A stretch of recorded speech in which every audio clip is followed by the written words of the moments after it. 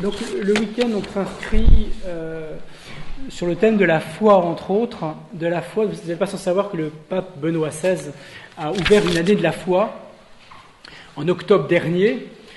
Cette année de la foi, donc, elle intervient, enfin, elle arrive pour le 50e anniversaire du Concile Vatican II et le 20e anniversaire du catéchisme de l'Église catholique. L'idée de cette année de la foi, Benoît XVI là-dessus est très claire, c'est de nous convertir. De nous convertir, pas tant de retrouver une identité chrétienne, pas tant de revendiquer une identité chrétienne, mais très clairement soi-même de nous convertir, c'est-à-dire de retrouver notre vocation chrétienne. Et ça ne demande pas seulement d'aller évangéliser, même si c'est après un devoir, et puis c'est normal de partager ce que nous vivons de bon, parce que le bon et le bien sont diffusifs de soi, on ne peut pas le garder pour soi. Bien sûr qu'il faut évangéliser, mais d'abord il faut se former. Alors je ne vous ferai pas le piège, ça serait facile, mais je ne vais pas le faire là, ça serait humiliant, enfin je l'ai fait il n'y a pas longtemps, enfin voilà, mais c'est un petit jeu, c'est demander quels sont les 5 piliers de l'islam. Et programme de 5e du collège, tout le monde me répond en chœur, les 5 piliers de l'islam, fastoche. Si je demande maintenant les commandements de l'Église, alors là, le cœur de tout le monde balance entre il n'y a pas de commandement, c'est l'ouverture à tout, ou alors on retombe sur les 10 commandements, sur ces anciens cours de caté, enfin on est un peu paumé, quoi. Tout ça pour voir que finalement, cette année de la foi, ce que Benoît XVI nous propose, c'est de retrouver les motifs concrètement de notre foi, les raisons de notre foi et l'engagement, on va dire notre engagement baptismal. Et ce que je voudrais évoquer avec vous maintenant, c'est la question de la vocation chrétienne au titre de l'alliance. On va arriver bien sûr, c'est un peu le but, au sacrement du mariage, mais je voudrais d'abord revenir sur la vocation chrétienne, vue comme une alliance, dans le sens où l'alliance c'est un amour vécu avec une loi. Il n'y a pas d'amour vécu sans loi. L'amour tout seul, on pourrait dire que c'est de l'amitié, mais de même, automatiquement dans l'amitié, est associé à cette notion d'amour une loi. Et bizarrement, votre sacrement de mariage est le sacrement de l'amour. Le sommet du sacrement de mariage, c'est la charité, c'est pas la foi. Pendant la messe de mariage, on n'évoque pas la foi. On n'évoque pas la foi. On demande est-ce que vous êtes prêt à suivre les commandements de l'Église, est-ce que vous aimez, est-ce que vous voulez vous marier, est-ce que vous êtes prêt à vous donner, à vous recevoir. Voilà. On n'évoque pas la condition de la foi. Mais il s'avère que la foi est quelque chose d'absolument nécessaire pour vivre cette charité. Parce que c'est clair que la charité, c'est ce qui nous anime sur la terre, c'est ce qui nous animera au ciel. C'est le seul trait commun qu'il y a entre la terre et le ciel, c'est la charité. La foi, une fois au ciel, il n'y aura plus besoin d'avoir la foi, parce qu'on sera en face du bon Dieu. L'espérance, pareil, c'est une vertu de la terre, on espère recevoir quelque chose dont on jouit déjà de tous les fruits. Mais une fois qu'on sera au ciel, on n'aura plus besoin de l'espérance. Donc tout ça pour introduire un petit peu mon propos, de vous appeler, de nous appeler à cette conversion pour revenir à notre vocation chrétienne. Si je continue sur mon sujet de l'islam, je voudrais revoir avec vous un petit peu, et moi-même pour grandir aussi, pour ma propre vocation, c'est ce qu'est la vocation chrétienne. Qu'est-ce que c'est que la foi chrétienne ? Et je voudrais d'abord parler et évoquer une négation, c'est de dire que la foi chrétienne n'est pas une religion. C'est pas une religion. Alors moi je suis un être religieux, et vous aussi je l'espère, mais la foi chrétienne n'est pas une religion. Le principe de la religion, c'est ce que vivent les Incas, les Mayas, les animistes par exemple en Afrique. Le principe de la religion, ça vient du latin religere, ça veut dire relier. L'homme, on sait que l'homme est un être spirituel, il est doué d'un esprit, c'est-à-dire d'une intelligence qui cherche la vérité. L'homme est un être transcendantal, c'est pour ça qu'il est debout sur les pattes de derrière avec le museau levé vers le ciel pour savoir d'où il vient. Et c'est une quête de l'homme, savoir d'où il vient. Et on sait que les enfants nés sous X même cherchent à savoir où sont leur père et leur mère. Mais une fois qu'on le sait, ça ne suffit pas. Il y a quelque chose de supplémentaire, il y a quelque chose de transcendantal, transvéret, c'est traverser le voile qui apparaît au-dessus de nous. Donc l'homme est un être debout, l'homme vertical, pour chercher d'où il vient. Et c'est pour ça qu'on dit que l'homme est un être religieux. L'homme cherche. Il est ascendant à ce niveau-là. Et les Incas, les Mayas cherchent, donnent une signification à Dieu, donnent une signification au vent, à la terre, à la mer, à l'eau. Et ils vont établir des cultes. Ils vont établir des religions. Ils vont se relier à ce qu'ils appellent Dieu en offrant des cultes au soleil, au vent, à la terre, à l'eau. Et ça, c'est bien d'être des pratiquants de culte. Mais nous, la foi chrétienne, on n'est pas une religion à ce titre-là. On n'est pas des pratiquants. Le mouvement de la foi chrétienne est complètement autre. Dans la religion, l'homme est acteur. Dans la foi chrétienne, c'est l'inverse. On va arriver tout doucement au mariage, rassurez-vous.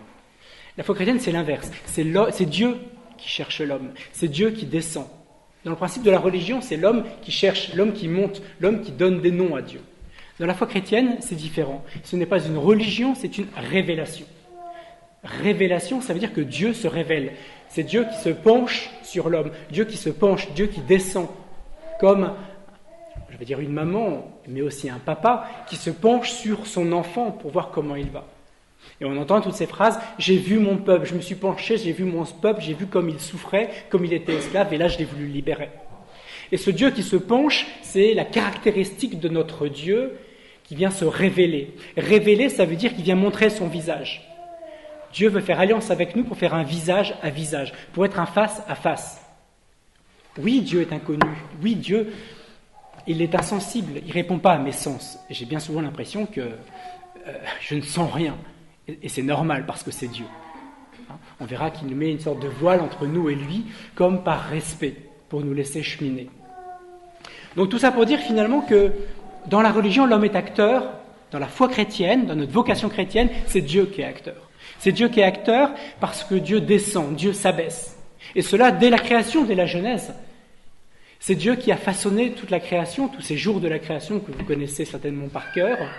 Tout est fait pour le sommet de la création du dernier jour. Tout est fait, tous ces biens concourent au bien de l'homme. Toute la finalité de ce que Dieu a conçu en séparant la lumière des ténèbres, la terre de la mer, la terre du ciel. Tout ça pour une seule chose, c'est pour le bien d'une personne, c'est d'un homme et d'une femme. Et plus que de le façonner, Dieu a tout fait concourir au bien de cet homme pour lui donner tout pouvoir. Pourquoi donner tout pouvoir ? Parce que Dieu a voulu lui donner le meilleur de lui-même, son bien même, sa bonté même. Je vous disais, le bien est diffusif de soi. Et le sommet du sommet, c'est le face-à-face. C'est que la face de l'homme correspond à la face de Dieu. Bienvenue. Dieu a voulu un face-à-face avec l'homme. Dieu a voulu faire l'homme à son image et à sa ressemblance. C'est-à-dire que l'homme est image et ressemblance de Dieu, ce qui est absolument fou pour une créature humaine. Scandale pour les anges. Les anges qui sont tout-puissants, nous on est limités par notre chair, par notre poids, par notre taille, par nos capacités, par notre débrouillardise ou pas, notre type d'intelligence. Et ça pour les anges c'est scandaleux. Mais je reviens à mon image, c'est que Dieu s'est abaissé pour donner vie à Adam, à donner vie à l'homme, pour tout lui donner. Pour faire alliance avec l'homme, pour lui donner un amour et une loi. Et cette loi, en l'occurrence, ça sera de dominer et de se soumettre à la création. Dieu a tout donné, mais cela ne suffit pas. Il faut qu'à Adam, il donne le moyen d'être une communion parfaite. Pour ceux qui ont travaillé tous les textes de Jean-Paul II, je fais référence à cette vocation à la communion.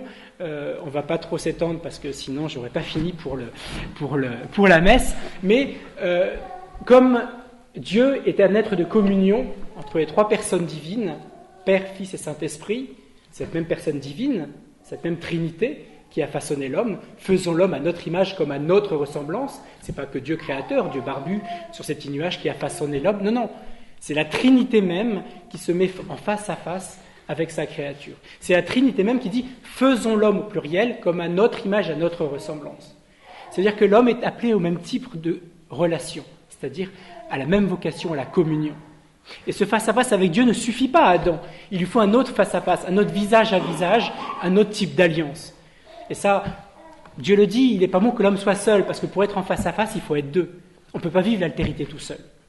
Et pour ça, il va lui présenter tous les animaux. Il n'est pas bon que l'homme soit seul, il lui faut un autre.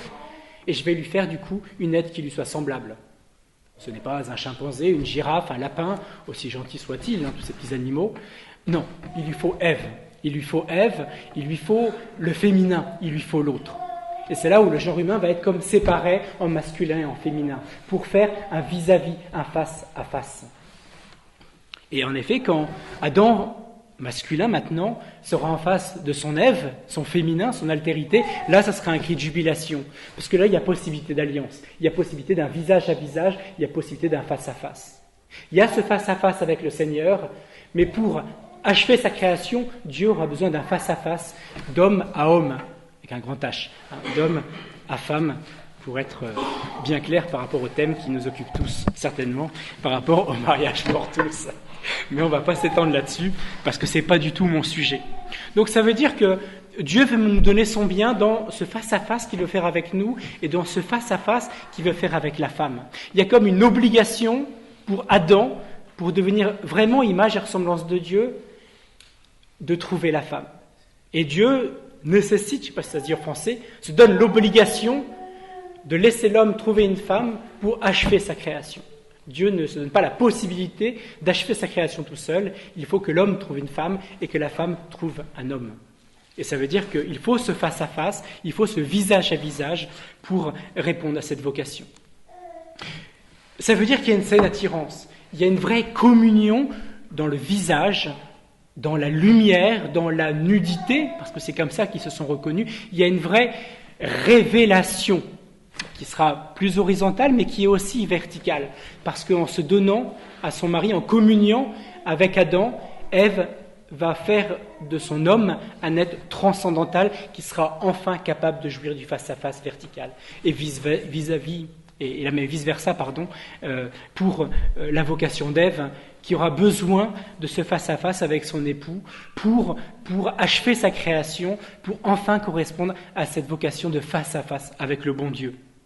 Alors, vous allez me dire, c'est mignon, c'est joli, c'est un peu bisounours, on va tout doucement descendre un peu plus sur le plancher des vaches, mais cette saine attirance du départ, elle est constitutive de notre vocation.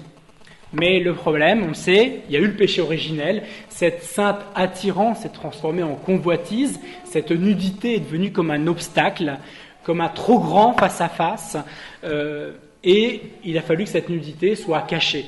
C'est cachée par la pudeur, parce que cette nudité est devenue le lieu du manque de communion, en tout cas de la convoitise. Et ce qui est intéressant, c'est qu'on pourrait croire que le face-à-face étant abîmé entre Dieu et l'homme, l'homme et la femme, le face-à-face avec l'homme et Dieu sera abîmé. C'est vrai qu'il va être abîmé. L'homme qui ne peut plus voir sa femme, je dirais dans un certain sens, il n'est plus capable de voir Dieu. Parce que c'est grâce à sa femme qu'il peut être image et ressemblance de Dieu et être regard à regard avec son Créateur. Je vous laisse prendre la chose aussi et vice-versa avec l'épouse. C'est que Dieu, encore une fois, c'est lui qui prend l'initiative. C'est pas l'homme qui cherche Dieu, c'est Dieu qui cherche l'homme. C'est Dieu qui prend l'initiative et Dieu inlassablement, dans sa patience, dans sa persévérance, Dieu nous aime d'un amour jaloux. C'est Dieu qui va revenir encore une fois pour... Il y a eu une première alliance lors du façonnage de l'homme et de la femme. Il y a une deuxième alliance. C'est que l'homme va tout d'un coup être sujet de tous les bienfaits de Dieu. Dieu va se remettre à chercher l'homme. Dieu, encore une fois, va se pencher. Dieu va s'abaisser. Juste pour les nouveaux arrivants, j'expliquais juste que le principe de la religion, c'est l'homme qui va chercher son Dieu, l'homme qui met un nom sur son Dieu, qui établit un culte. L'homme est acteur, parfois créateur de son culte, même parfois créateur de sa religion. Pour nous, c'est l'inverse, c'est une révélation, c'est Dieu qui descend. Et tout ça pour dire que Dieu va encore une fois descendre de sa grandeur, de sa toute-puissance, sans absolument rien abîmer et retirer de sa propre personne. Dieu va descendre sur Abraham, Dieu va descendre sur Moïse. Encore une fois, il veut faire alliance, il veut un visage à visage. Mais l'homme là est abîmé par le péché, il n'est plus capable d'assumer le face-à-face, alors Dieu va se voiler, Dieu va se cacher, il faudra mourir pour le voir. On comprend toute la crainte de Moïse pour être protégé de la transfiguration, mais cette lumière beaucoup trop importante, insupportable de Dieu face à l'homme qui n'est plus capable de vivre ce face-à-face. Mais c'est encore Dieu qui prend l'initiative. Il va se pencher sur Abraham, il va se pencher sur Moïse pour refaire alliance avec eux. Il va refaire une alliance parce que Dieu veut absolument que l'homme puisse jouir de ce face-à-face. Parce que c'est le seul moment, c'est la seule manière que Dieu peut lui permettre de jouir de tous ses biens. Et c'est comme ça qu'il fait alliance, il manifeste son amour, encore une fois, un amour associé à une loi. Alors que l'homme avait tourné le dos à Dieu, Dieu va Il fait le tour, comme le tour du buisson, pour encore se remontrer à l'homme. Il va l'emmener au désert pour lui dire « Hey, regarde-moi là. Tu ne me vois pas, mais je suis juste devant toi. Remets-toi en face à face. Remets-toi dans la contemplation de mon visage. Ça sera ton seul lieu de libération. C'est ta vocation. » Et Dieu inlassablement va chercher. Et on a ça dans le prophète Osée. Vous l'avez peut-être pris pour certains comme texte dans votre messe de mariage. Cette notion d'alliance, c'est tout l'image d'Israël qui est choisie par Dieu et qui va être vue comme l'épouse de Dieu, parce que c'est avec Israël que Dieu veut faire alliance. Et parfois, Israël n'est pas fidèle, elle veut retourner à ses anciens maris, à ses anciens Baals, et Dieu va parler de son épouse infidèle, et même de sa prostituée. Et le livre d'Osée, ce texte merveilleux que vous avez certainement lu dans vos préparations au mariage, c'est Israël, mon épouse, ma fiancée, je vais la séduire. Et du coup, je vais l'emmener au désert pour la séduire. Et là, je pourrai parler à son cœur. Et là, quand elle va retrouver mon visage, quand elle va retrouver ce visage à visage, ce face à face, eh bien là, elle va se redonner à moi. Et là, je la fiancerai dans la sécurité. Tout ce qui était violence en elle, je lui mettrai la douceur. Toutes ses armes, ses épées, ses lances, j'en ferai des socs de charbon pour cultiver la terre. Et je te fiancerai dans la sécurité, dans la douceur, ce texte que vous connaissez certainement. Mais voilà, Dieu est voilé parce que nous sommes plus capables de vivre totalement ce face-à-face. En tout cas, c'est une initiative, encore une fois, de Dieu. Dieu ne se lasse pas de chercher l'homme. Et le top du face-à-face, encore un autre type d'alliance, finalement il n'y a que des alliances là-dedans, c'est l'incarnation. Les événements de Noël que nous avons célébrés il n'y a pas très longtemps, la nativité, c'est absolument fou, même les Juifs n'y ont pas cru, alors qu'ils y étaient préparés, quasiment mot pour mot, par tous les prophètes. L'incarnation, c'est un des plus beaux signes, encore une fois, de l'abaissement de Dieu. Ce n'est pas un super-homme qui a été choisi ou qui a choisi Dieu, ce n'est pas la perfection d'un homme, pas du tout. C'est Dieu qui descend. Dieu qui descend dans la petitesse du corps d'un bébé. C'est le Dieu qui descend dans la petitesse de notre corps, aussi fragile soit-il, aussi limité soit-il. Dans la création, il n'y a pas plus limité qu'un bébé. Un bébé, c'est dépendant, un bébé. Un petit veau, un petit poulain, il est super indépendant tout de suite, quoi. Le petit bébé, s'il est laissé seul, sans amour et sans loi, sans alliance, il meurt. Il meurt. Il n'y a pas plus limité qu'un bébé. Il n'y a pas plus pauvre qu'un bébé, un petit bébé dans la nudité. Si la nudité est nécessaire pour l'amour, est nécessaire pour l'alliance, pour se reconnaître visage à visage, dans le peau à peau, qui est nécessaire aussi pour le pitchoun, pour le stimuler, il faut caresser le bébé, il faut le toucher, il faut se le porter sur soi, même s'il faut les habiller, surtout en Picardie, parce qu'il fait un peu frais. Mais un bébé qui n'est pas aimé, il ne s'accroche pas à la vie. Mais un bébé, il n'y a pas plus pauvre d'un bébé. Alors on dit que c'est mignon, on idéalise les bébés. Mais il n'y a pas plus égoïste qu'un bébé. Pourquoi il fait des sourires à sa maman? C'est parce qu'il voit un sein qui va le nourrir. Est-ce que vous croyez que votre bébé, il vous aime? Ouais, si, ça va venir. Ouais, non, si, c'est super beau. Mais le bébé, il a faim. Il a besoin de toucher votre peau, il a besoin de sentir ce corps duquel il a été arraché. Quelle violence! C'est un viol, tant pour la maman que pour le bébé. Il n'y a pas plus pauvre qu'un bébé. Et pour les Juifs, le bébé, ça ne sert à rien, ça coûte de l'argent, ça ne travaille pas, ça ne rapporte pas. Politiquement, ça ne sert à rien. Juridiquement, ça n'a aucun pouvoir. C'est hyper pauvre un bébé.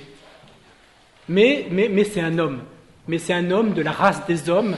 Et ce petit bébé, ce n'est pas le bébé du papa et de la maman. Ce bébé, c'est une troisième personne. C'est déjà Dieu. C'est déjà Dieu. C'est déjà un troisième être. C'est déjà le sujet de la création. C'est pour lui que la terre et le ciel ont été séparés. C'est pour lui que les ténèbres et les lumières ont été séparées. C'est pas notre chose. C'est un cadeau extraordinaire qui est donné au couple. C'est un cadeau extraordinaire. Cette alliance, je reviens à ma nativité, excusez-moi, je m'emballe avec les pitchouns, mais bon, j'ai une bébé addiction, je me soigne, mais on va s'arrêter là. Donc faites gaffe à votre pitchoun, là, parce que je vais le manger tout cru, mais bon. Ce qui est extraordinaire, c'est que Dieu vit cet abaissement. Dieu vit cet abaissement parce que, on va donner ce nom à Dieu qui est très important, c'est Dieu est miséricorde. Misericordia, un cœur qui aime la misère, un cœur qui est attiré par la misère.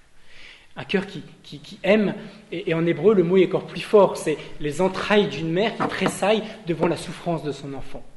Misericordia, un cœur qui est attiré par la misère, c'est que Dieu il est aimanté par notre misère. Et nous sommes tous des miséreux, et moi le premier.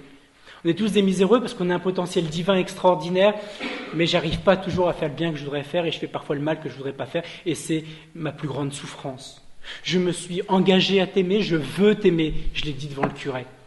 Je le veux, mais parfois j'y arrive pas, parce que j'ai pas toutes les capacités. Je suis limité. Et pour revenir à ce bébé, Dieu a fait miséricorde, Dieu s'est penché jusqu'au corps d'un petit bébé de notre race. C'est sur mon corps qu'il s'est penché, pour venir l'habiter. Le Christ, lui, est vrai Dieu et vrai homme. Et il a vécu normalement comme un enfant en disant à Marie, non, excuse-moi, moi je suis Dieu. Non, Jésus a tété le sein de sa mère.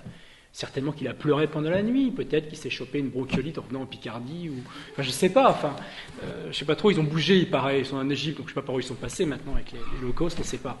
Mais voilà, un des lieux d'alliance, c'est que Dieu, il est têtu, quoi. Il est têtu et il veut continuer à faire alliance avec nous. Il veut ce face-à-face. Et un des face-à-face extraordinaires qu'il nous a donné, c'est cette incarnation. Dieu veut se donner. Quand je dis qu'on n'est pas une religion, c'est exactement ça. C'est qu'on est dans le lieu de la révélation. Et moi, ma réponse, c'est pas un culte, c'est pas une pratique. Je vous en supplie, ne soyez pas pratiquants. Et si vous êtes pratiquants, cessez de l'être absolument. Parce que l'amour, ça se pratique pas. On pratique le foot, on pratique l'aviron, on pratique des choses. L'amour, ça se pratique pas, ça se vit. C'est pour ça qu'on est des vivants, on est des croyants. Ça veut dire quoi? Dieu se penche vers moi, alors moi, je le laisse venir vers moi. Et ma réponse, c'est quoi? C'est la foi. C'est vrai, c'est la foi. C'est de croire en Dieu. Qu'est-ce que c'est que la foi? C'est une adhésion ferme et totale de toute mon intelligence et de ma volonté à tout ce qui m'est révélé par Dieu. Et ça, c'est super important. Ce n'est qu'une réponse, la foi. Ce n'est pas d'abord une pratique. C'est surtout pas une identité. Et si vous allez manifester pour le mariage pour tous, ce n'est pas parce que votre identité de catho est en danger. Ce n'est pas parce que l'Église est en danger pour qui vous vous prenez. L'Église, elle n'est pas du tout en danger. L'Église, c'est le corps du Christ. Elle est Tintin pour qu'elle soit en danger. Elle est déjà glorieuse. Et vous-même, ce que vous êtes comme membre de l'Église, vous êtes déjà sauvé. Vous êtes, par votre baptême, on va en parler après, par votre vocation baptismale, vous êtes déjà sauvé. Donc on n'est pas en train de défendre un parti, l'Église n'est pas assiégée. Il n'y a pas de risque là-dessus. Par contre, vous pouvez vous défendre en tant qu'être humain, en tant que corps qui a été habité par Dieu, corps qui a valu la peine que Dieu vienne l'habiter, corps qui a été dignifié, ça se dit pas, mais enfin vous voyez ce que je veux dire, on a vu sa dignité parce que Dieu a pris la peine de venir l'habiter. Et c'est vrai que cette alliance, elle m'est nécessaire. Il faut que je m'allie. Il faut que je m'allie avec une femme. Au même titre qu'un petit rocher va se frotter sur l'autre rocher pour devenir un beau galet bien rond. Ça frotte quoi, ça chauffe, ça fait la poussière, il y a de l'érosion. Mais n'empêche qu'il est bien rond, il devient tout doux après ce galet.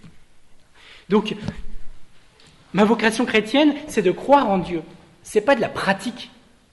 Et bien sûr que, parce que Dieu se penche vers moi, je vais lui répondre. Je vais dire, oui, viens me visiter, viens me sauver, viens me transformer. Et le fruit du baptême, pour ceux qui ont déjà vécu cette chance d'avoir des pitchounes, moi quand je baptise un bébé, ma prière, je ne sais pas toujours si elle marche concrètement. Mais quand je baptise un bébé, je suis sûr que ça marche. Parce que Dieu a promis qu'il donnerait sa grâce, c'est-à-dire sa vie même dans les sacrements. Quand je plonge un bébé dans l'eau, qui est la mort même de Jésus, et quand je le ressors, c'est la résurrection même de Jésus. Eh bien, bingo, 2 cadeaux, ce bébé, 1, il obtient la vie éternelle, qu'il soit gentil, pas gentil, qu'il soit blond, roux, qu'il soit gros, gras, petit, prémat, enfin ce que vous voulez. Quand je baptise ce bébé, il obtient automatiquement la vie éternelle. Et deuxième cadeau, c'est qu'il devient fils de Dieu, parce qu'il devient comme un autre Christ. C'est pas moi qui dois me perfectionner, qui dois devenir super catho ou catho style.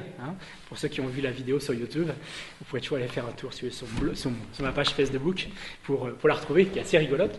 C'est pas la perfection, pas du tout. Je peux pas être parfait, je suis un miséreux. Il faut que je me laisse visiter, abaisser, il faut que je laisse Dieu me visiter, il faut que je me laisse miséricordier par Dieu. Et le fait que nous soyons baptisés, et ça, ça paraît très très important, C'est ça qui fait de moi un croyant. C'est que Dieu veut me communiquer sa propre vie. Dieu veut me diviniser. Et ça, c'est notre vocation baptismale. Dieu veut nous communiquer. Il nous a fait image et ressemblance de Dieu. Il nous a tout donné. Le récit mythique de la Genèse nous montre que on s'est coupé de cette relation avec Dieu. On a abîmé notre capacité à la communion avec lui et avec l'autre. Mais Dieu veut absolument qu'on arrive à ce face-à-face. C'est indispensable parce que c'est notre vocation au bonheur qui est en jeu. Alors Dieu va prendre d'autres chemins, mais il veut absolument nous communiquer sa vie. Et ça, il sait que l'homme est cabochard, il sait que l'homme est super bien fait, parce que c'est lui qui l'a fait. L'homme, en plus, est doué de vachement d'intelligence et d'un petit peu de volonté. Et Dieu se dit, mince, je lui ai trop donné, il va être foutu de vouloir y arriver par lui-même. Et il va être top malheureux parce qu'il ne va jamais y arriver. Parce que l'homme est limité, et je suis terriblement limité. Et c'est pour ça que pour nous communiquer sa vie, qu'on appellera sa grâce, c'est sa propre vie, sa propre divinité, parce que Dieu veut nous prendre avec lui, puisqu'on vient de son cœur et on doit y retourner, et bien pour nous communiquer sa grâce, il y a deux moyens. La grâce se communique par les sacrements et par la prière. Et le premier des sacrements, et qui est en même temps totalisant, c'est la vocation baptismale. Et pour tous ceux parmi vous qui sont baptisés, je l'espère en tout cas beaucoup d'entre vous, vous êtes déjà transcendés, vous avez déjà gagné la partie, comme par avance. Je ne résiste pas à vous raconter une toute petite histoire de Pitchoun, voilà. Je crois que c'est la seule de la journée. J'ai eu l'occasion de comment on pourrait dire ça, pas de travailler, mais de me donner, quand j'étais en Argentine, en mission, dans un service de néonat. Ouais, je finis par en parler quand même, je suis désolé, mais j'étais pas prêtre, j'étais tout jeune religieux à cette époque-là. Et j'ai passé, alors moi je préfère les bébés joufflus qui rigolent, mais j'ai eu l'occasion de rencontrer des pitchouns vraiment tout fragiles, tout petits, et qui allaient assez rapidement retrouver le patron là-haut, qui avaient des vies déjà achevées. Ils n'ont pas eu le temps de faire HEC ou de perfectionner leur trait de caractère, mais ils avaient déjà clairement accompli leur vocation. C'est presque vachement apaisant en fait. Je dis ça, mais ce n'était pas le fruit non plus de ma chair, donc voilà. Et j'étais amené à accueillir des petits bébés qui étaient trop faibles pour tenir le coup, et pendant leur petit temps sur la terre, je me suis dit, mais on est des êtres de relation, il faut absolument qu'ils vivent ce face-à-face avant d'aller voir l'autre face-à-face. Et il faut qu'on puisse faire alliance tous les deux. Et mon rôle, c'est un peu fou, hein, je vous l'accorde, et j'aime pas cette situation-là. Elle était dangereuse pour moi, très dangereuse pour moi. Mais le Seigneur m'a fait la grâce d'aller accompagner ces pitchouns qui étaient en train de partir. C'est-à-dire je les récupérais tout chaud sortis du ventre de leur maman, par les voies naturelles ou pas naturelles. Et c'est des pitchouns qui étaient trop faibles. Et donc, je les caressais, je les touchais, je leur faisais plein de causettes. On se disait bonjour, voilà, on tchatchait un peu ensemble pour se retrouver. Et puis on les préparait tout doucement à rejoindre le Seigneur, si le temps nous était donné de pouvoir les baptiser. Puis ceux pour lesquels c'était trop tard, ce n'était pas très grave. Le tout, c'est qu'on se rencontre et le Seigneur, il n'y a pas vraiment de souci pour ça. Il ne peut pas leur demander quelque chose qu'il leur a pas permis.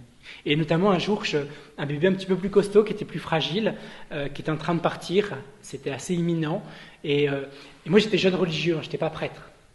Et l'Église sait que c'est tellement important le baptême qu'elle donne la possibilité à toute personne, même non catholique, de baptiser dans la mesure où elle a la même intention qu'à l'Église lorsqu'elle baptise. C'est-à-dire de faire devenir membre de l'Église, c'est-à-dire membre du corps de Jésus. Il suffit juste d'un petit peu d'eau. Et donc moi je me disais, ce bébé, je suis prêtre, maintenant je suis prêtre, mais à l'époque je suis celui qui a baptisé plus de bébés dans toute la congrégation, parce que voilà. Et donc à ce moment-là, j'étais devant une jeune maman, 14 ans, qui ne faisait pas forcément partie d'un groupe de prière, qui avait plutôt eu son bébé sur le trottoir. Et la maman était complètement démunie devant ce pitchoun, et moi, mon rôle, c'est de faire du lien pour qu'elle comprenne en même temps sa mission de maman à ce moment-là. Et j'étais prêt à baptiser ce bébé, puis je me suis dit, mais en fait, j'ai pas plus de droits qu'elle. Et le top, ça serait qu'elle baptise elle-même. Parce que moi, je suis religieux, alors pour eux, tout le monde, c'est les curés, quoi. Parce qu'on est habillés. Et du coup, je me suis dit, mais en fait, elle pourrait très bien le faire, quoi. Et ça serait peut-être de la bombe si elle pouvait le faire. Et je lui explique un peu ce que c'est que le baptême, avec mes mots, avec un espagnol qui était encore commençant, chancelant.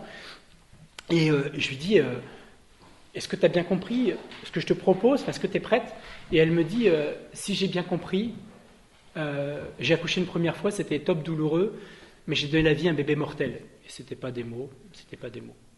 Et par contre, avec le baptême, c'est comme si j'accouche une deuxième fois.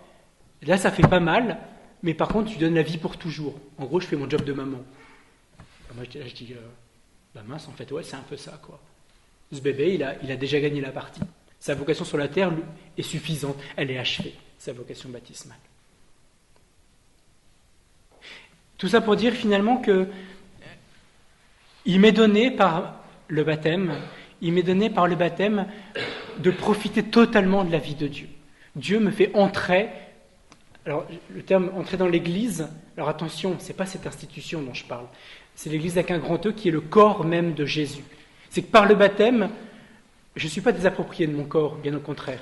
Je m'appartiens, je me possède et je m'habite encore plus. Mais ce corps, il devient maintenant lieu d'habitation de Dieu. Souvent, on pense que dans la prière, il faut se désapproprier, le vide en soi. Non, c'est n'importe quoi, ça. La prière, c'est se laisser habiter par Dieu. Dieu descend. Le but, c'est pas de l'imiter, le but, c'est de se laisser habiter. Si un ami vient me visiter, c'est qu'il vient rentrer dans ma maison. Et le but de cette vocation baptismale, c'est de se laisser habiter par Dieu, et très concrètement, et philosophiquement, et je dirais presque matériellement, nous changeons de destination d'être. Nous sommes divinisés, ontologiquement, nous ne sommes plus que de la race humaine, nous sommes de la race divine. Et notre baptême fait que nous appartenons. Nous avons donc cette capacité de Dieu à être enfin image et ressemblance. Et que c'est que dans cette vocation baptismale que nous pouvons. Alors, les grâces nous sont données au baptême. Devenant adultes, il faut le comprendre, il faut le connaître. C'est tout le rôle de la catéchèse que vous avez reçu petit, ou que vous n'avez pas reçu, ou que vous avez mal reçu. C'est aujourd'hui. Et Benoît XVI nous demande, dans cette année de la foi, de retravailler notre foi chrétienne. C'est pas qu'est-ce que vous avez de plus que les autres, pas du tout. C'est quelle est votre vocation. Et il faut se dépolluer de toute cette éducation chrétienne qui nous a poussés à être bons, performants, gentils, charitables. Être catho, c'est pas être charitable. On a réduit, et Benoît XVI le dit dans sa lettre apostolique qui introduit l'année de la foi, attention, on réduit le catho, la foi catholique, à la charité. Mais pas du tout. La foi catholique, c'est pas d'abord être charitable, c'est d'abord être sauvé, c'est d'abord être guéri par le Christ. Et ça, c'est important. Parce que si on réduit notre foi chrétienne à être charitable, on est vraiment nul, parce qu'il y en a qui sont vachement plus charitables que nous. Et Dr Schweitzer, ou tous les gens qui sont charitables autour de nous aujourd'hui, ne sont pas forcément cathos. C'est vrai que la conséquence de la foi a fait qu'on s'est poussé à la charité. Parce qu'on s'est poussé à l'alliance avec les autres, à l'amour et à la loi. Donc on a mis en place des systèmes de charité. Tout ce qui est actuel, les hôpitaux, les orphelinats, les syndicats, les coopératives, tout le système entrepreneurial aujourd'hui, ça vient de l'Église. Mais la preuve, c'est que l'Église n'y est plus du tout présente, ça tourne. Ça tourne. C'est pas forcément toujours top, mais ça tourne. Parce que c'est le bon sens de l'homme d'être charitable. Donc nous, notre foi, c'est la foi qui nous pousse. C'est le fait que nous croyons en Seigneur, parce que nous lui répondons. Et de fait, bien sûr, nous serons charitables. Celui qui dit « je suis croyant, pas pratiquant », c'est rigolo, il faudrait bien qu'il s'enregistre. On ne peut pas être croyant non pratiquant. C'est comme si vous disiez à votre épouse ou à votre époux « je t'aime, je ne te touche pas, je ne pratique pas ». L'amour qui ne se manifeste pas, il meurt. Si un ami dit « je ne veux pas te voir, je ne veux pas te parler, je ne veux pas prendre le café avec toi, je ne veux pas te liker sur Facebook », c'est plus un ami, quoi. Enfin, si sur Facebook, il y en a quand même pas mal de gens comme ça. Mais l'amour qui ne pose pas de geste, l'amour qui ne se manifeste pas. Donc voilà, après, il faut respecter les gens qui disent « je suis croyant non pratiquant ». Peut-être qu'ils ont des soucis dans leur histoire avec l'Église, je les comprends complètement. Mais pour dire que l'amour me pousse à poser des gestes, parce que j'appartiens, parce que je me laisse habiter. Et c'est là où on arrive tout doucement à cette vocation au mariage, qui est l'expression même de votre vocation baptismale.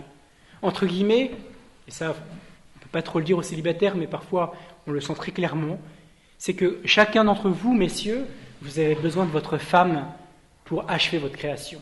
Dieu n'a même pas les pouvoirs d'achever votre création. Il vous faut une femme, il faut faire alliance pour poser l'amour dans le cadre d'une loi, parce que vous vous engagez, parce que vous l'avez choisi, parce que vous avez vu en face de vous le bien le plus grand qui vous était présenté. Et ce bien, du coup, votre intelligence l'a vu de façon lumineuse et a dit à votre volonté « je le veux, ce bien ». Et là, j'ai pu dire « je te reçois ». Et du coup, je me donne à toi. Et ça pour toujours, ce qui est super rassurant. Parce que ce que Dieu donne, il ne le reprend pas. Quand Dieu donne, et aujourd'hui même, l'alliance avec Abraham et avec Moïse, elle est toujours bonne. Les Juifs ne sont pas que ce sont nos frères aînés. faut espérer qu'ils découvrent le plus vite possible le Christ, mais ce sont nos frères aînés. Et la promesse faite à Abraham, elle est toujours valide. Donc ce sacrement de mariage, il vient encore comme une aide, comme un soutien qui est donné à l'homme et à la femme. Ce que dit l'Église, c'est que pour mener une communauté pour toute la vie, parce qu'il faut vivre cette alliance, cet amour et cette loi au sein d'une communauté, du couple, il faut l'aide du Seigneur. Il n'est pas possible de faire alliance avec nos propres forces. Parce que cette alliance, elle est, si nous sommes aujourd'hui membres de l'Église par notre baptême, on est le membre de ce corps dont le Christ est la tête, eh bien, je dirais qu'en faisant alliance tous les deux dans votre vocation au mariage, vous recevez une grâce toute spéciale d'être une petite Église. D'être une petite Église, ça veut dire que vous devenez à vous-même un extrait, on va dire un petit extrait de la race humaine. C'est que vous êtes un homme qui va être humanisé, dans tous les sens du terme, on ne va pas rentrer dans le concret parce que ça serait dangereux, par une femme. Et c'est votre épouse qui va faire de vous un homme, qui va achever ce que Dieu a commencé en vous. Vous tout seul, vous ne pouvez pas y arriver, vous ne vous suffisez pas. Et Dieu non plus ne peut pas se suffire. Et vous, les épouses, c'est pareil. C'est grâce à votre mari, c'est grâce à celui avec qui vous avez fait alliance que vous allez pouvoir achever votre vocation, achever votre être, à plein de niveaux. Achever, vous comprenez ce que je veux dire, voilà.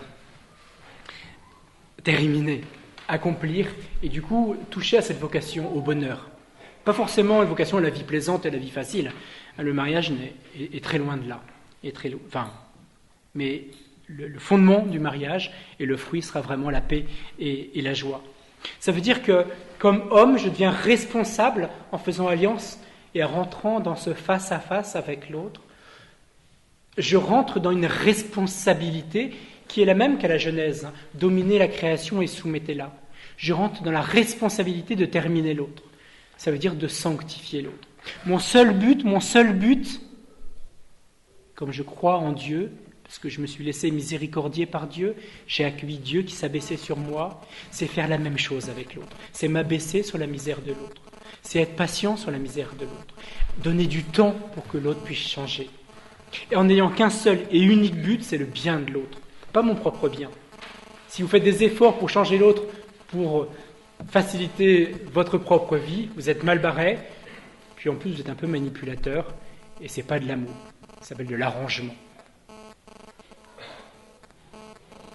Laissez-vous visiter par l'autre, parce que vous allez devenir responsable de la sanctification de l'autre. Et l'autre sera aussi, si on dit que le mariage est centré sur la charité, c'est clairement la foi. Je dirais d'une certaine manière, alors c'est pas très juste de dire ça, mais c'est la foi en l'autre.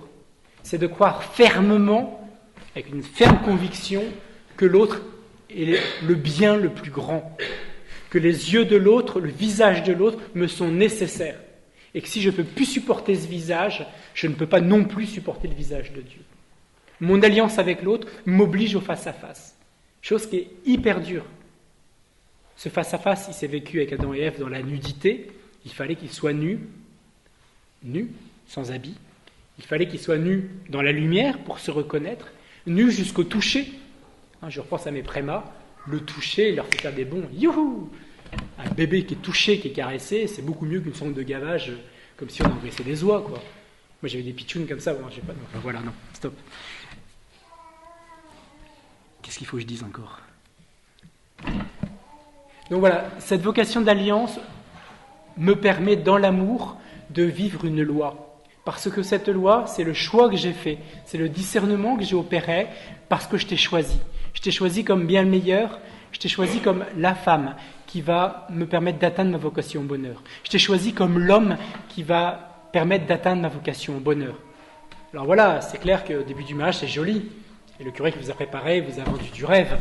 Voilà, après quand tout doucement, on ouvre le train d'atterrissage, qu'on arrive sur l'asphalte, voilà, on se rend compte que la température au sol parfois peut être un peu différente de ce qu'on avait pensé, que le beau chevalier en fait n'est pas si costaud que ça dans l'armure, et que son grand cheval noir en fait c'est un âne. Enfin bon, voilà, Père Pierre-Marie vous parlera après toutes ces choses il sera très croustillant et très intéressant et vous verrez que vous êtes normaux finalement, hein, et que vous n'êtes pas si mal que ça. Mais Dieu me demande très concrètement d'aimer qu'une seule personne. C'est les yeux que j'ai en face de moi. Et si j'arrive plus à supporter ce regard de l'autre, ben c'est qu'il y a un souci. C'est qu'il y a un souci. Et c'est important, depuis le péché originel, la nudité est devenue le lieu du vol et du viol. Le lieu où c'est la convoitise. Et bizarrement, aujourd'hui, la nudité est devenue à la mode. On ne peut plus se passer dans les réclames de mettre des femmes nues, même des hommes nus maintenant. Ce qui est rigolo parce que les choses sont un petit peu inversées. Enfin voilà, retour à la ligne. Mais cette nudité est nécessaire. Jusqu'à, et ce qui est bizarre, c'est que quand je parle de nudité, c'est beaucoup plus loin que la nudité du corps. Parce que bizarrement, la plus grande nudité dans le couple, ça sera le lieu de la transcendance. Le lieu où on se rappelle qu'on n'est pas là seulement pour se faire du bien ou pour perpétuer l'espèce. C'est une absolue nécessité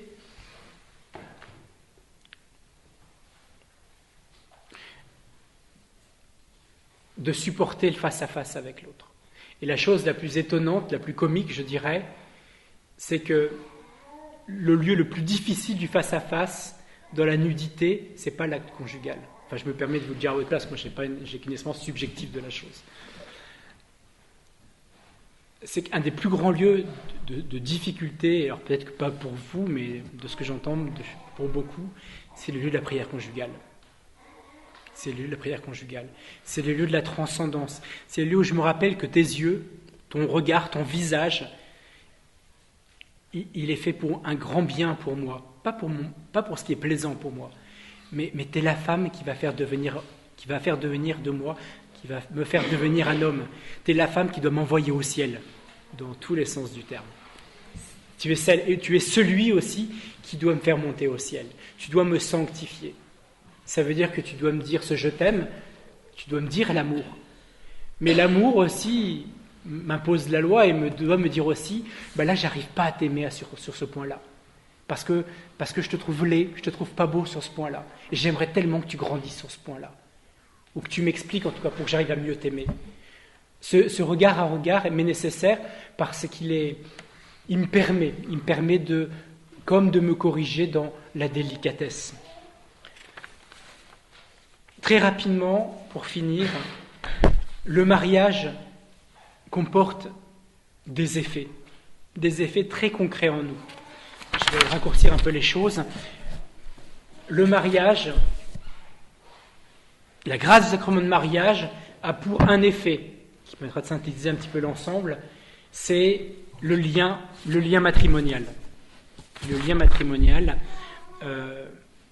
à partir du moment où on s'engage l'un vis-à-vis de l'autre, avec la pauvreté de nos paroles, qu'on s'est tellement pauvre qu'on va s'appuyer sur la parole de Dieu, on va même demander à la parole de Dieu de descendre pour nous lier, et que la parole de Dieu même couvre notre propre parole, qui fait qu'il y a un lien, une dépendance, il y a l'authentique amour conjugal qui sera assumé par l'amour divin.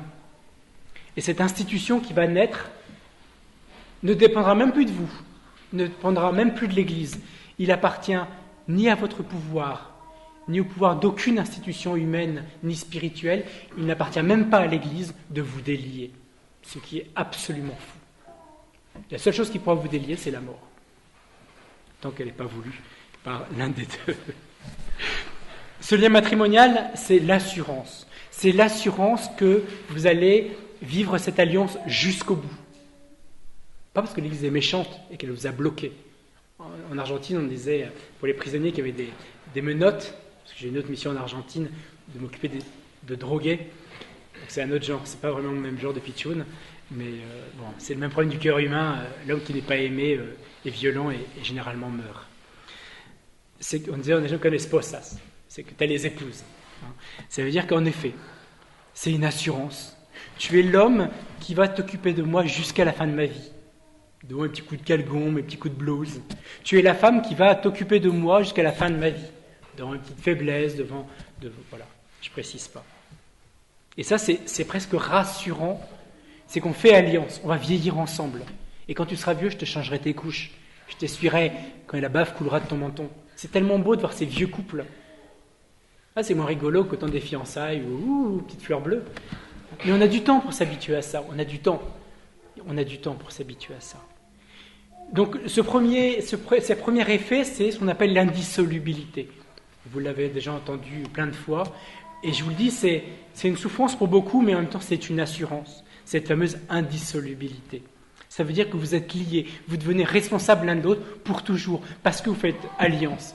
Et que ce visage à visage, il vous sera sûr jusqu'à la fin de vos jours. Je revoyais, petit témoignage personnel, j'ai ma maman qui est partie d'une maladie un peu lourde, qu'on appelle la maladie d'Alzheimer. Et l'image, je m'excuse, mais on a pu ramener son corps à la maison, parce que je suis d'une grande famille, un enfant du bon Dieu, comme on dit, un accident bête. Les parents m'ont gardé, donc c'est quand même assez sympa. Mais on a ramené son corps à la maison, on l'a mis dans le salon, et ça me paraissait important que l'on passe du temps avec elle, devant son corps, pour la remercier, lui demander pardon, ou lui poser ses dernières gueulantes. Pour une fois que c'était pas elle qui gueulait, donc on pouvait y aller. Et le soir, on disait à mon père, mais il faut aller se coucher, quoi, c'est bon, quoi. Alors je m'excuse, mais c'est l'image du chien fidèle. Dans toute la géographie, le chien est l'image de la fidélité dans tous les gisants des cathédrales. Mais il ne fallait pas toucher à sa femme en disant, mais tant qu'elle n'est pas enterrée, je suis responsable de son corps, quoi. Il est resté pendant 3 jours et 3 nuits. C'est moi qui avais fait la démarche de réclamer son corps. Et je m'embêtais parce que mon père n'a pas dormi pendant 3 jours et 3 nuits, même si on l'a.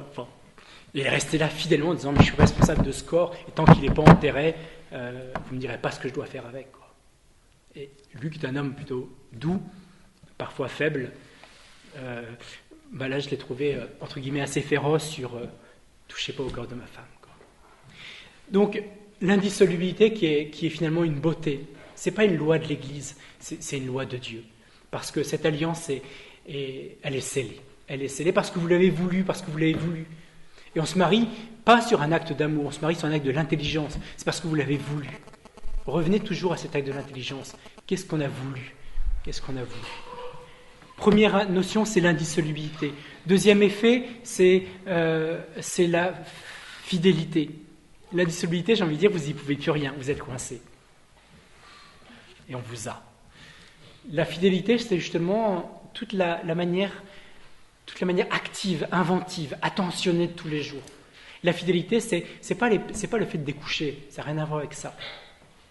L'infidélité, c'est de commencer à plus nourrir l'amour de l'autre, ne plus nourrir l'indissolubilité. L'infidélité, c'est quand je cesse de regarder l'autre dans les yeux, quand je cesse parce que j'ai du mal à accrocher son regard, de lui demander pardon, de lui dire je t'aime, et de lui montrer que je l'aime avec des actes concrets, qui ne sont pas forcément des actes du corps, mais qui sont des actes bien concrets de service, de disponibilité, d'attention, de petites surprises. Cette fidélité, c'est toute ma part active et inventive que je peux avoir pour nourrir l'indissolubilité à laquelle je ne peux plus rien faire. Et la troisième dimension, c'est la fécondité. Fécondité qui n'est pas d'abord les pitchounes, qui n'est pas d'abord le fait d'avoir des bébés, même si c'est important d'avoir un pitchoun. C'est un cadeau extraordinaire, même si parfois c'est compliqué à mettre en place. Mais la première fécondité, c'est d'être fécond en don de vie, c'est d'être fécond en l'autre. Ma première fierté en tant qu'épouse, c'est de faire un homme. C'est pas de donner la vie à un pitchoun, c'est d'abord de faire que mon mari, je lui donne la vie. Et que ma femme, pareil, je fais d'elle une femme. Et ça, c'est la première fécondité. Comme 3 piliers du mariage, 2 piliers dont vous êtes acteur, la fidélité et la fécondité. Et comme vous savez, ceux qui sont ingénieurs, qui font des grandes études, un tabouret est tellement plus facile à 3 pattes qu'à 4 pattes parce qu'il est toujours bancal à 4 pattes. Donc 2 piliers pour assurer la stabilité par rapport à l'espace, et le dernier, qui est l'indissolubilité, qui vient assurer la verticalité.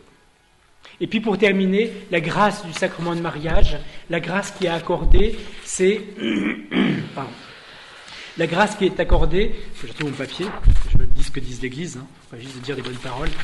Je ne sais plus où c'est marqué en fait, c'est pas grave. La grâce, c'est cette responsabilité, cette participation, c'est-à-dire cette mission extraordinaire que Dieu fait de moi pour devenir responsable de l'autre. Et ça, c'est un cadeau extraordinaire. Ce cadeau ne repose pas que sur moi. C'est que le couple, même s'il n'y a pas encore d'enfant, le sacrement de mariage est pour le couple, il n'est pas pour la famille. Le couple sera toujours premier, toujours premier. Et vous saurez même parfois mettre sur orbite vos enfants parce que vous devez vous retrouver en couple. Un témoignage d'un couple qui était très intéressant, qui disait à ses enfants adolescents, très accapareurs, il disait « Ce soir, vous serez seul parce que je vais manger avec ma femme, je vais dîner avec ma femme. » C'est hyper dangereux quand on commence à appeler sa femme maman et quand on commence à parler de sa femme à ses enfants en disant « votre maman » ou « ta maman ». La femme n'est pas d'abord une maman, elle est d'abord une femme. Elle est d'abord une femme, en plus elle est une épouse. Et l'homme, c'est pareil, on est d'abord un homme, on n'est pas d'abord un papa. Parce que sinon, vous allez fonctionner qu'avec des enfants, c'est vachement tranquille. Plus besoin d'être dans le regard à regard, face à face, vous occupez des enfants. Ça, c'est tranquille. Eux, ils vous regardent comme ça. Tiens, t'as mange, tiens, il me regarde. C'est pas qu'il regarde tout la main d'ailleurs, qu'il nourrit. Et là, ça fait du bien, on est tranquille, face à face, des yeux qui me regardent. On n'est plus là comme des andouilles en disant tu commences à prier, non je commence, non tu commences, non je commence. On fait comment? Je sais pas, comment tu fais, Non, c'est. Les enfants c'est tellement simple. Vous êtes tranquille, vous aurez des enfants, pour ceux qui n'en ont pas, vous êtes tranquille, vous n'avez plus besoin de vous regarder, plus besoin de parler, vous parlerez des enfants, vous aiderez les enfants. Voilà. Le seul problème c'est qu'on arrive à la retraite, les enfants partent, là c'est un peu flippant quand même, parce qu'on se trouve comme deux andouilles. Il y a des yeux qu'on avait. Regarde, parce qu'on les a connus fiancés, si on les a pas revus depuis ce temps-là, avec les paupières qui retombent un peu comme ça, et avec les rides, on se dit, la vache, je me suis fait avoir, c'est plus la même. Je dis, habituez-vous à ce regard qui s'embellit. C'est vrai qu'il s'embellit. Mais la grâce du mariage, je reviens encore une fois, c'est s'habituer à ce face-à-face et laisser absolument rien vous détruire, ni votre métier. Père Pierre-Marie viendra sur les choses assez concrètes, je pense, cet après-midi. Votre indissolubilité, c'est votre espérance. Ça veut dire que de par votre baptême, le sacrement du baptême et le sacrement du mariage, c'est déjà gagné. C'est déjà gagné par avance. Vous avez déjà tout reçu. Maintenant, il faut le vivre. Il faut vous laisser habiter. Vous avez tout gagné. Le ciel est déjà gagné. Et c'est pour ça que je vous dis, d'une certaine manière, mes pitchounes qui s'éteignaient, et j'en ai accompagné plein, et ça a toujours été révoltant pour moi, et parfois plus que pour certains que pour d'autres, mais c'était presque apaisant de savoir que sa vie était déjà achevée et que j'avais la ferme assurance que sa vocation était très bizarre, n'était pas du tout la même que la mienne, ni celle de sa maman, mais elle était déjà accomplie. Et c'était tout gagné pour lui. Alors nous, c'est vrai qu'il y a du temps qui nous sépare entre le baptême et le mariage.